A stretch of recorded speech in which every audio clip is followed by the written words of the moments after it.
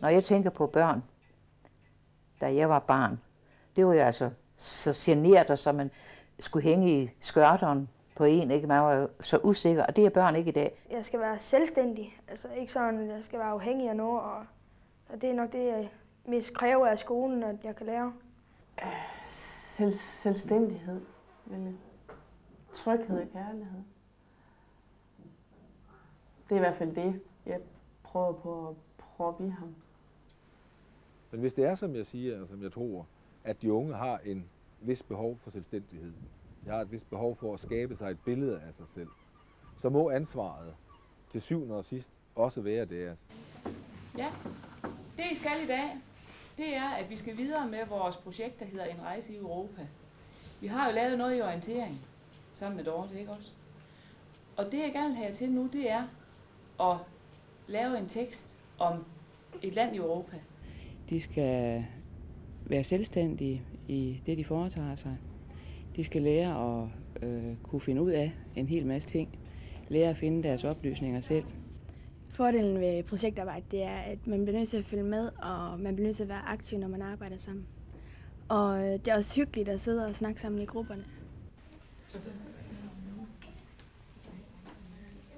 Jeg synes, det er hyggeligt, og du har medbestemt i det, du laver, og et formål med det, du laver.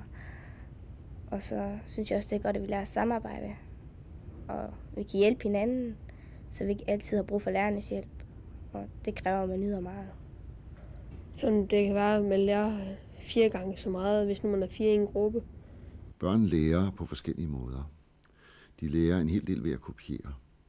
De efterligner de voksne, og de efterligner især måske de børn, der er lidt større end dem selv.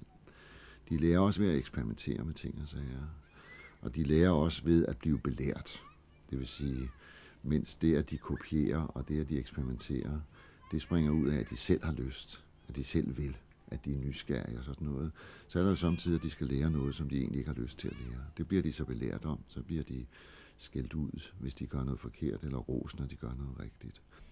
Jeg lærer mig bedst i skolen selvfølgelig, og så lærer jeg også ved film for eksempel engelsk og alt sådan noget, når der er engelsk. Og så kan man læse underteksterne, og så finde ud af, hvad de forskellige ord betyder. Jeg lærer bedst ved at lytte, ved at se, ved at gøre ting. Jeg synes, jeg lærer bedst ved at læse bøger, og så tegneserier og alt sådan noget. Vi har en fornemmelse af som lærere, at børn, hvis vi fortæller dem det, så tror vi, de lærer det bedst. Måske også fordi sådan har traditionen været. Jeg går i skole, fordi jeg vil lære at læse og regne. Jeg forventer, at den lærer mig noget, så jeg kan udvikle mig og få en uddannelse. Og så forventer jeg, at den skal lære mig at møde og begå mig mellem andre. For ellers kan man ikke få en uddannelse, når at man bliver større. Selvfølgelig skal vi opdrage dem og udvikle dem til deres arbejdsliv, men det gælder også meget både deres fritid og familie, og også at kunne deltage i samfundsliv og få indflydelse på det.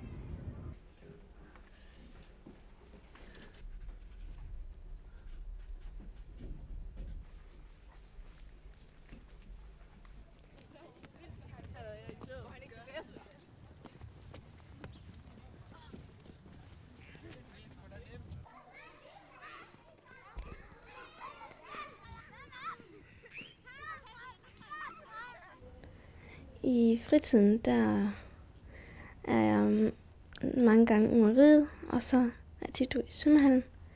Når jeg er sammen med mine kammerater, så sidder vi og hører musik, og vi snakker meget sammen.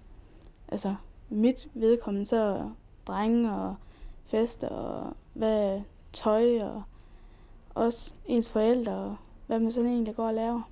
Jeg er sammen med mine venner, og så har jeg gået til håndbold, men det gør jeg ikke mere, for det var sådan lidt kedeligt. Og så, jeg vil også gerne gå til ridning, men det kan jeg ikke, for det er for dyrt. Hvis vi får lejlighed til at beskæftige os ordentligt og seriøst med tingene, så er der meget her i verden, der er interessant og udbytterigt. Og det synes jeg, det vil være godt, hvis børnene får lejlighed til det. Og også hvis de får lejlighed til at gøre det i samspil med nogle andre mennesker. Så man kan lære meget i fritiden, hvis vi skal kalde den det. Hvis man skal have udbytte af den tid, der vi snakker om, så skal der helst ske noget med en selv, noget vigtigt med en selv, og det kan der godt komme til, men ikke hvis man overlader det til underholdningsindustrien at tage sig af fritiden. Og det synes jeg, der er en udtalt tendens til. Vi sidder altid og ser fjernsyn. Ellers laver vi ikke noget. Vi sidder altid bare derhjemme og spiller computer eller ser film. Det er sådan set det eneste, vi laver derhjemme.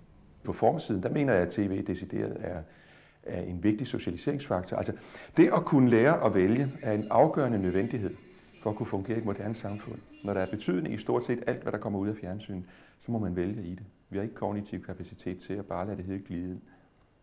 De lærer jo en masse. Ungerne i dag, de lærer jo en masse. De har jo kassen der og lærer af det, om ikke andet. Selvom det er noget skidt, de sidder og fjernsyn hele tiden, så lærer de jo også noget af det.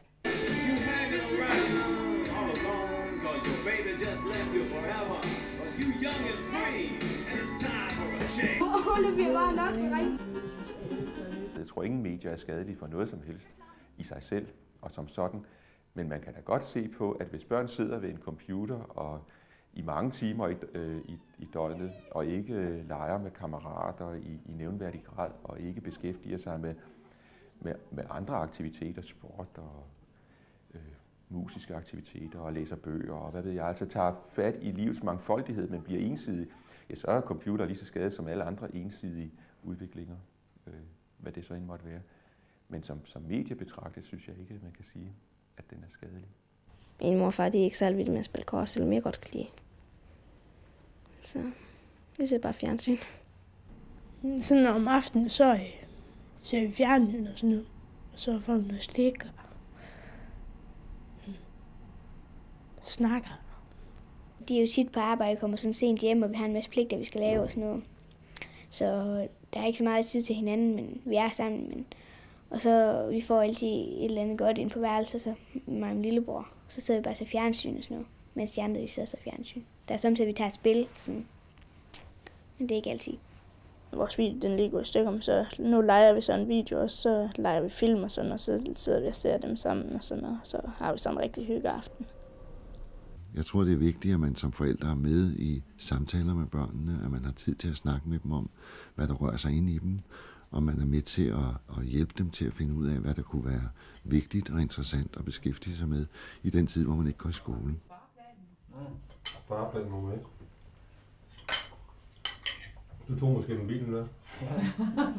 Så du er spareplanen, ikke? Mig og mine forældre og min lille søster, vi går så meget op i hestene og bruger meget tid på det. Og der har vi sådan en fælles aktivitet derigennem. Jeg er nok den, der sådan skal siges til flest gange, skal du ikke med i dag, mor? De andre, de siger altså, vi skal ud og ride, og det står meget højt prioriteret. Og jeg tager så med, og vil gerne ride, men jeg ved også, der er ligesom nogle andre ting, som jeg også gerne vil. Så, men det er noget, som vi sætter meget pris på, som vi også prøver på i vores ferie, at vi tager på fælles ture med hesten. Det har været tryghed, som har været første sæde, i hvert fald med mindre år og mindre år. Men dernæst så har jeg prøvet at opdrage dem til ærlighed og åbenhed. Og så, at de skal de må jo faktisk gøre, som de har lyst til, men de skal stå til ansvar for det, de gør. Og det har været sådan set den røde tråd i opdragelsen. Altså vores opdragelse går jo også på, at vi opfører os ordentligt, og vi er ordentlige over for hinanden, ikke? At, det ved vi godt, at den der model, den tager børnene jo. Hvis jeg er træt og irritabel, så bliver han også meget umulig. Og hvis jeg har overskud og er glad og springfyldt af energi, jamen så er han lige sådan. Altså sådan tror jeg, at børn de generelt kopierer deres forældre meget. De skal lære noget, og de skal have en uddannelse. Det fik vi jo ikke i min barn. Det var ikke ret mange, der fik en uddannelse i min ungdom. Og det kæmper man jo meget for, at den næste generation skulle have en uddannelse. Altså selv synes jeg har meget fri opdragelse i forhold til mange af mine venner. Altså, hvis jeg skal noget, sådan, så kan jeg kan diskutere med min mor og far, om jeg skal. Jeg skal passe på mig, at jeg skal hjem til tiden og sådan om aftenen, men altså, med, nu må du ikke drikke til festerne med det, med det, pas nu på. Og sådan noget. Gå nu med de rigtige venner med det, og altid noget i vejen. Fordi min storebror, han havde gået her året før, og han havde sagt, at det var rigtig godt, man bliver udviklet meget af det, og så det tænkte jeg, det kunne jeg også prøve. Det kunne da være sjovt at prøve noget helt nyt. Det var nok fordi, at det gik så godt på den gamle skole. Jeg brød mig ikke så meget om læreren, og jeg tror heller ikke, de brød sig så meget om mig. Men altså, heroppe der, som om, der kan man være venner med alle og sådan noget. Og også lærerne, sådan noget, de forstår en. Jeg tror, det er væsentligt, at man ikke kun ser lære- og udviklingsprocesser som noget, der foregår i skolen mellem 8 og 2, men i allerhøjeste grad ser, at det er noget, der sker i fritiden, i samværet om aftenen. Og det er et behov, som jeg tror, unge har, og vi ser jo også, at flere og flere netop tager på efterskolen. Derhjemme, der fik du jo ikke.